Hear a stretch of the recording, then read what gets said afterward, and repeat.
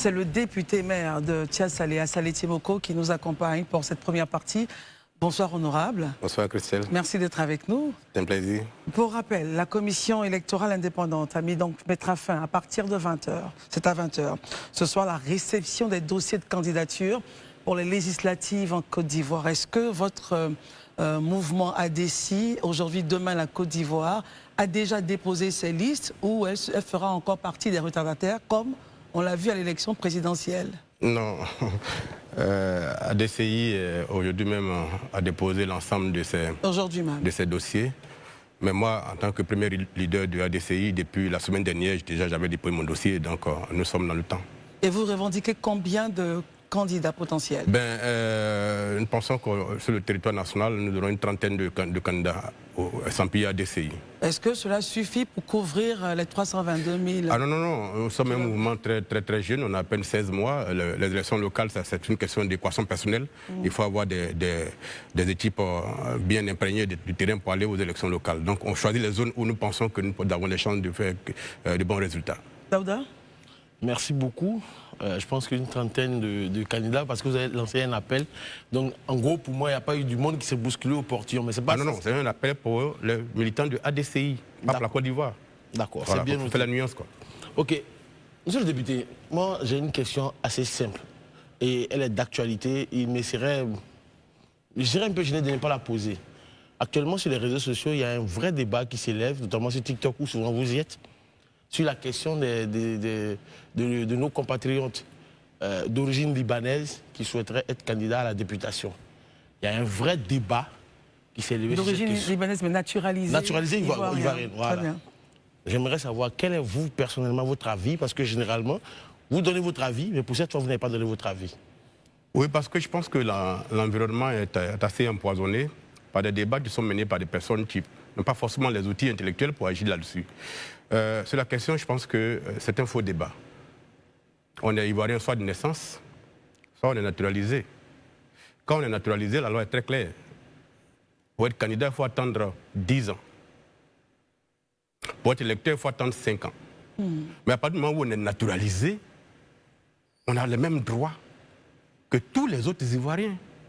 Qu'on soit de peau noire ou de peau blanche, dès l'instant où on est ivoirien, qu'on détient une carte d'électeur, une carte d'identité ivoirienne, qu'on remplit les conditions fixées par la loi, on peut se présenter à n'importe quelle élection. Peut-être pas la présidentielle, où les conditions sont plus rigides par rapport à la nationalité, mais pour les autres élections locales, quand on remplit les conditions de délai de 5 ou 10 ans, on peut être candidat à tous les niveaux. Qu'on soit libanais ou qu'on soit, je sais pas, burkinabé, qu'on soit malien ou pas, l'essentiel est qu'on remplisse les conditions fixées par la loi. Mais quelque part, M. Assalé Timoko, est-ce que vous ne pensez pas que c'est vous, même les hommes politiques, tout parti politique indépendant confondu, qui avez pollué ce débat-là?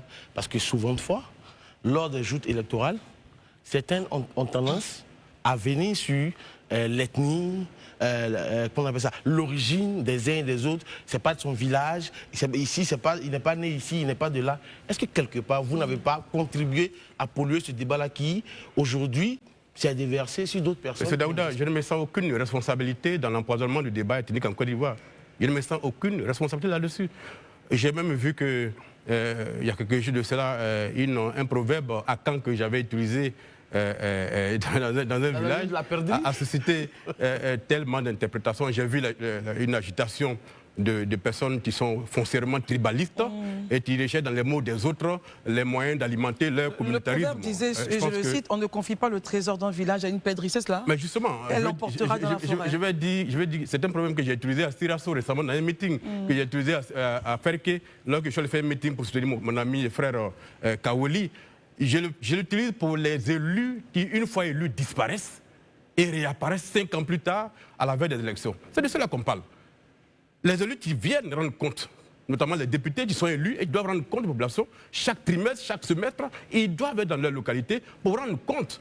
C'est cela que j'appelle les coqs, parce qu'ils sont là, ils vivent avec les populations, ils connaissent leur réalité. Mais les pèderies, une fois élus, disparaissent pendant 5 ans et réapparaissent 5 ans plus tard. C'est de cela qu'on parle. Ça n'a rien à voir avec une ethnie ou une région. C'est une interprétation vraiment qui est totalement stupide que je n'ai pas voulu commenter. D'accord. Dernière question, parce que justement, parlant aujourd'hui d'ethnie, d'origine, je sais que chez vous à Thiassalé, M. Assalé Timoko, vous avez intenté un procès contre des gens de chez vous. les accusant d'avoir fraudé ou n'étant pas ivoirienne, mais vous avez perdu ce procès. Est-ce qu'on ne pourrait pas dire que vous avez aussi contribué à instrumentaliser un peu l'origine des uns et des autres chez vous? Est-ce que vous savez que le tribunal d'Abidjan, Plateau, condamne chaque mois des personnes qui ont fraudé dans la santé ivoirienne? Est-ce que vous savez ça? Oui, mais je parle de vous, votre procès. Ah non, je vais vous dire un truc. Moi, je suis officier de police judiciaire. L'article 31 du Code de procédure pénale dit que l'officier de police judiciaire doit saisir sans délai le procureur de toute infraction dont il aurait connaissance en réunissant les éléments pour remettre au procureur. Quand un maire a des informations de ce que des gens frauderaient sur la nationalité ivoirienne, l'officier que je suis fait son travail en saisissant le procureur. Ce n'est pas une incitation à la haine, c'est pas... Nous sommes dans une république où les lois doivent être respectées. C'est le gouvernement qui parle chaque jour de lois à respecter. Pourquoi quand d'autres personnes font leur travail, on les accuse de faire de la xénophobie? Non. La fraude est interdite. Un peu de zèle dans la... Le zèle, c'est quoi le zèle? Parce que vous l'avez porté, vous-même, vous l'avez intenté en justice, oui. Vous êtes parti en procès, vous avez perdu. Oui, mais le procès est en cours. Monsieur, ce procès n'est pas terminé. Très bien. Vous n'êtes pas sans ignorer qu'il y a des procédures, il y a des détails de procédures. D'accord. Voilà, donc n'instrumentalisez pas la loi quand il s'agit de politique ou de politiciens. J'ai le droit, en tant qu'officier de police judiciaire, de poursuivre n'importe qui oserait frauder la nationalité ivoirienne. Et ça, je l'assume.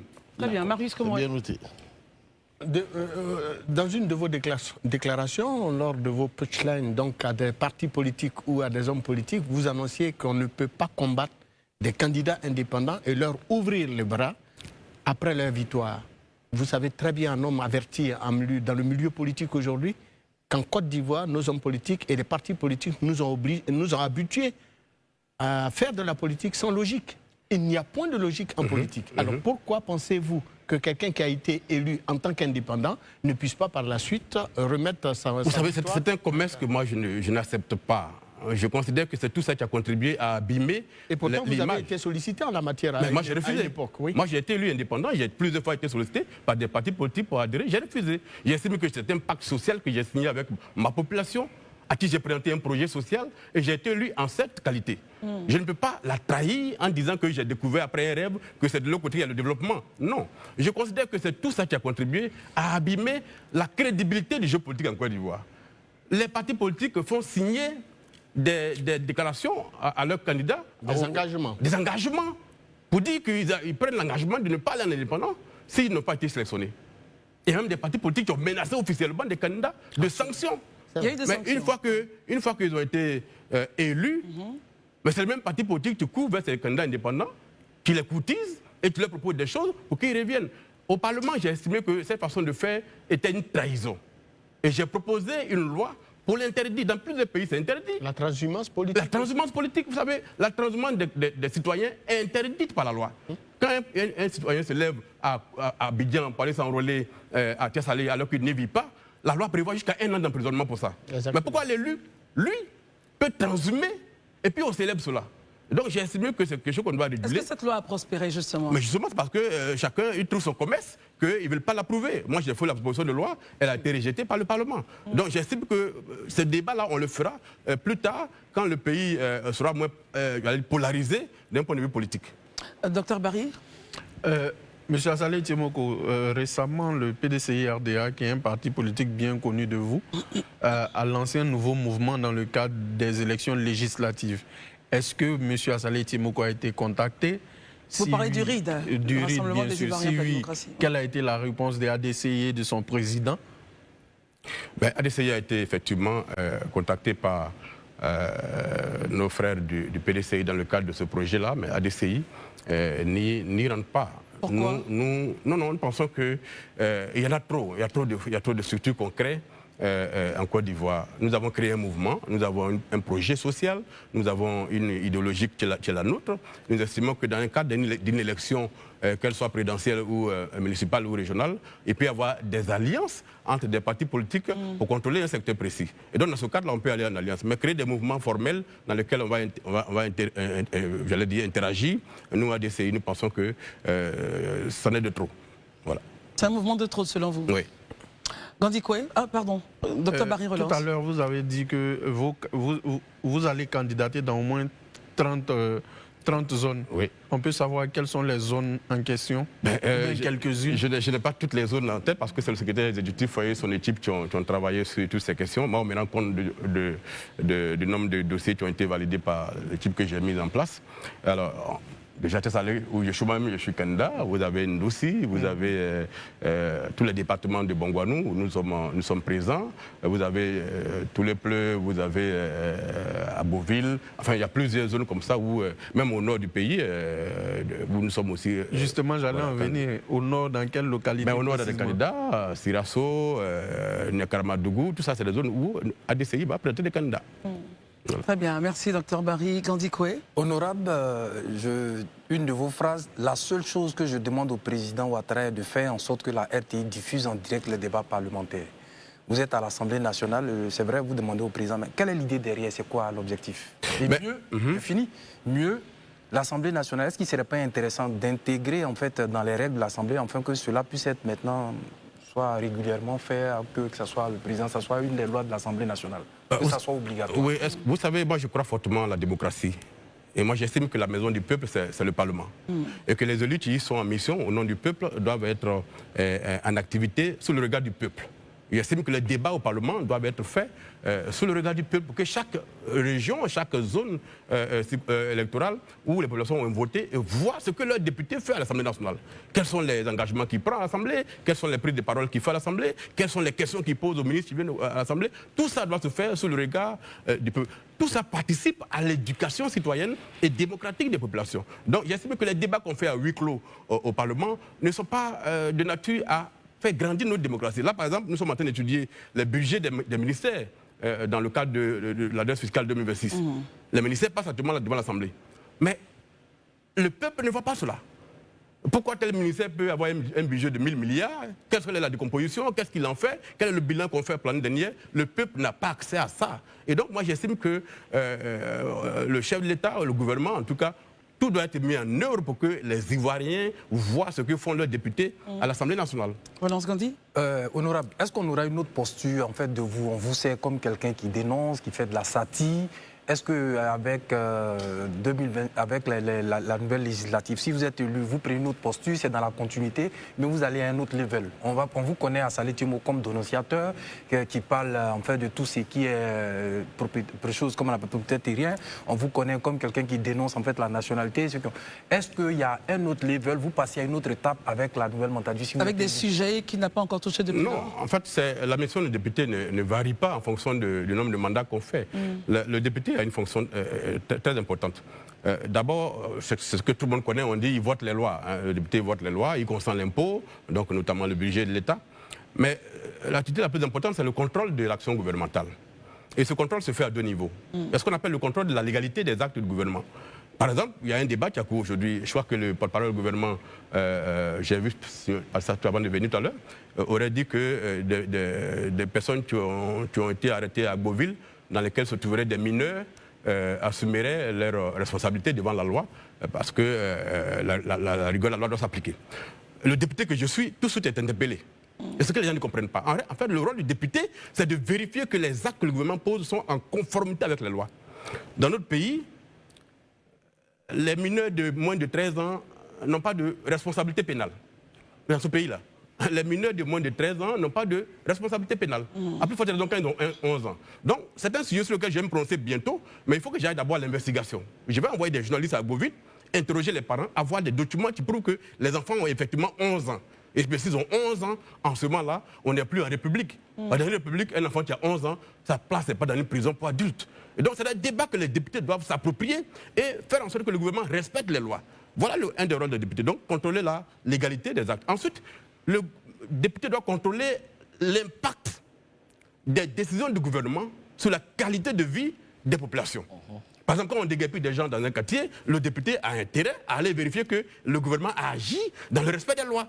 Et donc, si cela n'a pas été le cas, le député doit se plaindre et demander que les personnes soient dédommagées parce que le gouvernement lui-même a violé la loi. L'État lui-même est soumis au respect de la loi. Et c'est au député de faire en sorte que l'État agisse dans le cadre de la loi. Donc les gens pensent que quand un député parle, il fait de la récupération, certains parlent de d'autres mots que je ne vais pas citer ici, mais en réalité, je ferai mon travail de député, comme je l'ai fait pendant 5 ans, défendre les Ivoiriens. Mais ce que les gens oublient également, le député, il est le représentant du peuple.